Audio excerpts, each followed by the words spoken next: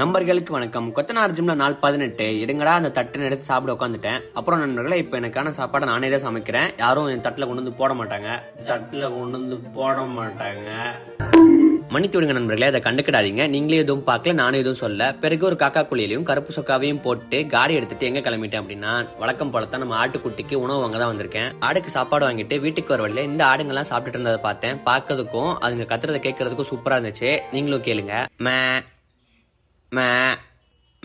நீ பண்ற காமெடிகளாம் அந்த பின்னாடி இது கத்துறதை கேட்டு உங்களுக்கு கோவம் வந்திருக்கும்னு நினைக்கிறேன். எனக்கும் அதே மாதிரி கோவம் வந்து நானும் வீட்டுக்கு போயிட்டு மதிய உணவுக்கு பன்னீரை சமைச்சு பிரியாணி வச்சு சாப்பிட்டுட்டு தூங்கக்கூடாதுன்னு கனவு காங்கிறதுக்காக தூங்கிட்டேன். பிறகு சாயங்காலமா எந்திரிச்சு மாடிக்கு போயிட்டு ஒரு மாசான வீடியோ